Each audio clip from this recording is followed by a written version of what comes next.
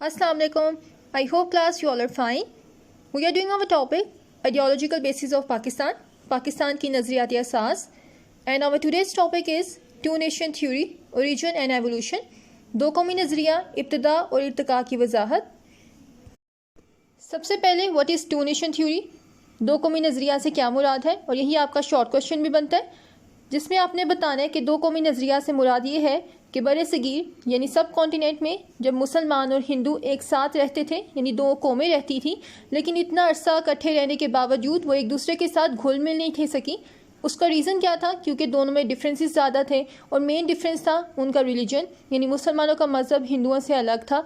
इसलिए इस नज़रिए की बुनियाद रखी गई थी कि वो एक ऐसा मुल्क रखें, एक ऐसा मुल्क हासिल करें जहाँ पे वो एक आज़ाद मुसलमान की तरह रह सके, अपने मज़हब यानी इस्लाम को फॉलो कर सकें.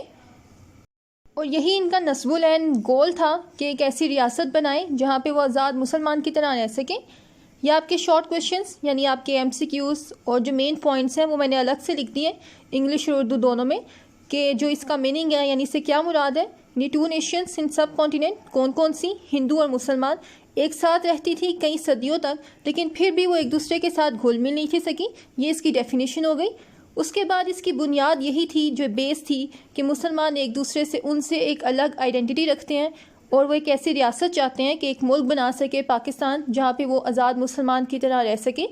और इसका जो गोल था, जो नस्बुल ऐन था, वो ये था कि एक ऐसी रियासत बनाएं जो कि इस्लाम के ऊपर बेस करें, यानी इस्लामी रियासत बनाना चाहते थे. और यही आपके शॉर्ट क्वेश्चंस और MCQs में ये मेन पॉइंट्स पूछे जा सकते हैं, तो आपने ये मार्क कर लेने और इन्हें याद करना है. So in short, Pakistan was founded on the basis of two nation theory. अब हम देखते हैं सब कॉन्टिनेंट में टू नेशन थ्योरी स्टार्ट कैसे हुई थी. टू नेशन थ्योरी इन सब कॉन्टिनेंट. सबसे पहले आपने ऊपर हेडिंग देनी है मोहम्मद बिन कासिम, जो आपको इंग्लिश और उर्दू दोनों में लिखी हुई नज़र आ रही है. बरसगीर यानी सब कॉन्टिनेंट में टू नेशन थ्योरी कब स्टार्ट हुई थी? जब मोहम्मद बिन कासिम आया था. कब? 712 यानी 712 AD में. और उसने यहाँ आने के बाद जो सिंध का बादशाह था जिसका नाम दाहिर था, उसे डिफीट किया था और जो सिंध के ऊपर कब्जा किया था. ये हमने प्रीवियस क्लास में भी देखा था कि मोहम्मद बिन कासिम ने सिंध के ऊपर उसके बादशाह, उसके राजा को डिफीट करने के बाद वहाँ पे कब्जा किया था. तो जब मोहम्मद बिन कासिम सब कॉन्टिनेंट में आया था तो उसके साथ बहुत से अरबी भी थे जिन्होंने वहाँ पे जो इस्लाम था उसको फैलाना शुरू किया. और वहाँ पे आहिस्ता आहिस्ता वहीं पे जो कुछ इलाके थे वहाँ पे उन्होंने रहना शुरू कर दिया था मुस्तकिल तौर पे, जिसमें से जो प्रोमिनेंट एरियाज़ थे वो कौन से थे? सिंध और मुल्तान, वो वहीं पे आबाद हो गए थे. और मोहम्मद बिन कासिम भी क्योंकि इस्लाम को फॉलो करता था, उसने वहाँ पे आके इस्लामिक वैल्यूज़ थी उसको इम्पोज किया. और जो वहाँ पे अरबी उसके साथ आए थे उन्होंने लोगों को सीधा रास्ता दिखाया. तो उन्होंने आहिस्ता आहिस्ता जो मोहम्मद बिन कासिम था उसको एज अ एग्जाम्पल, उसे इम्प्रेस होने के बाद उसको फॉलो करना शुरू किया और बाखुशी वो लोग इस्लाम में आहिस्ता आहिस्ता दाखिल होते गए थे. तो ये हेडिंग कहाँ तक जाएगी? जो फोर्थ लाइन है आपकी, ये लोग बाखुशी दायरा इस्लाम में दाखिल हो गए, जो आपने ऊपर हेडिंग दी थी मोहम्मद बिन कासिम, वो यहाँ तक कंप्लीट होगी. और ये इसके इंपॉर्टेंट पॉइंट्स इंग्लिश और उर्दू दोनों में. सबसे पहले आपने डेट याद रखनी है कि मोहम्मद बिन कासिम कब आया था? 712 यानी 712 AD में. और उसने किस बादशाह को हराया था, डिफीट किया था? राजा दाहिर, सिंध के बादशाह को. और वहाँ पे वो जो उसके साथ अरबी जो थे उन्होंने वहाँ पे इस्लाम को प्रमोट किया था. साथ ही साथ वो कहाँ पे सेटल डाउन हुए थे? सिंध और मुल्तान में. और वहाँ पे उन्होंने इस्लाम को फैलाना शुरू किया था. तो ये इंपॉर्टेंट पॉइंट्स आपके शॉर्ट क्वेश्चन और MCQs में भी आ सकते हैं. उसके बाद आ जाता है हमारा गजनवी पीरियड, जो कि आपकी एक हेडिंग भी होगी, गजनवी दौरे हुकूमत, गजनवी पीरियड, जो कि कब स्टार्ट हुआ था? 1003 to 1206 AD. और इसकी मेन जो बात थी वो क्या थी कि इस दौरे हुकूमत के दौरान जो फ़ारसी ज़ुबान थी यानी पर्शियन लैंग्वेज को इम्पोज किया गया था, जिसकी वजह से जो इस मुसलमान थे वो मज़ीद स्ट्रॉन्ग हुए थे. जो इस्लामी तहजीब थी, इस्लामिक सिविलाइजेशन थी, वो मज़ीद स्ट्रॉन्ग हुई थी सब कॉन्टिनेंट में. तो ये इसके इंपॉर्टेंट पॉइंट्स कि फ़ारसी ज़ुबान को अरूज मिला था और जिससे इस्लामी तहजीब यानी इस्लामिक सिविलाइजेशन थी वो मज़ीद स्ट्रॉन्ग हुई थी. और ये हेडिंग एंड होती है 1206 से पहले. उसके बाद आपकी नेक्स्ट हेडिंग स्टार्ट होगी दिल्ली सल्तनत, जो कि कब स्टार्ट हुई थी? 1206 में, जब ख़त्म हुई थी गजनवी हुकूमत के बाद जो दिल्ली सल्तनत थी वो स्टार्ट हुई थी, जिसकी बुनियाद किसने रखी थी? कुतुबुद्दीन ऐबक ने. So the founder of Delhi सल्तनत वॉज कुतुबुद्दीन ऐबक, जो कि कब स्टार्ट की थी 1206 में और ख़त्म कब हुई थी 1526 में। और इस सल्तनत के दौरान जो डिफरेंट फैमिलीज़ थी उन्होंने 1 बाय 1 हुकूमत की थी, जो कि कौन कौन सी फैमिलीज़ थी?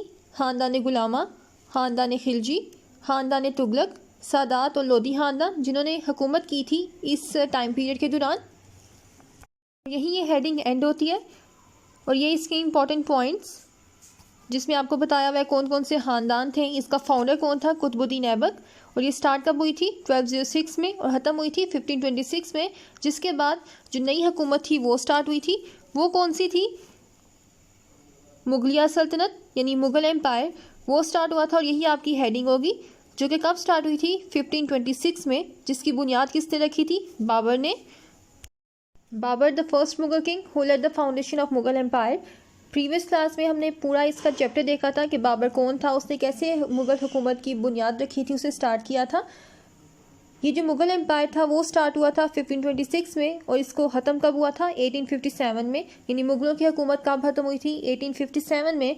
और 1 बाय 1 जो फेमस किंग्स थे वो हमने देखे कौन कौन थे जिन्होंने जो मुग़ल एम्पायर था उसे मज़ीद डेवलपमेंट की तरफ लेके गए थे, उन्होंने प्रमोट किया था, जिसमें आ जाते हैं बाबर, हुमायूं, अकबर, जहांगीर, शाहजहां और औरंगज़ेब। ये वो फेमस किंग्स थे जिन्होंने 1 बाय 1 अपना रोल प्ले किया था और जो मुग़ल थे उनकी हुकूमत को प्रमोट किया था सब कॉन्टिनेंट में। लेकिन इनके बाद इनके अलावा भी जो दूसरे मुग़ल किंग्स थे वो इस काबिल नहीं थे कि जो मुग़ल हुकूमत है उसे संभाल सकें, जिसकी वजह से जो अंग्रेज़ थे उन्होंने आहिस्ता आहिस्ता वहाँ पे अपने कदम जमाने शुरू किए थे। और जो 1857 की जंग आज़ादी में उनको हराने के बाद, डिफ़ीट करने के बाद, जो वहाँ का आखिरी मुग़ल बादशाह था जो कि कौन था? बहादुर शाह ज़फ़र, उसको उन्होंने कैद कर लिया था, क्योंकि उस टाइम पे उनको सीधा रास्ता दिखाने वाला कोई नहीं था। अंग्रेज़ों ने उस पर आहिस्ता आहिस्ता कब्ज़ा करना शुरू किया और इस जंग के बाद उन्होंने जो आखिरी मुग़ल बादशाह था उसको कैद किया, जो कि वहीं पे दफन हुए थे क्योंकि वहीं पे उन्होंने इंतकाल किया था। तो यही वो टाइम था जब डिफरेंट रिफॉर्मर्स आए थे जिन्होंने 1 बाय 1 इस चीज़ को प्रमोट किया था, मुसलमानों की तरक्की के लिए काम किया था, उन्हें आगे लाने की कोशिश की थी। वो कौन कौन से रिफॉर्मर्स थे वो हम अपने नेक्स्ट लेक्चर में डिस्कस करेंगे, लेकिन इस हेडिंग के जो मेन पॉइंट्स हैं वो आप लोग देख लें।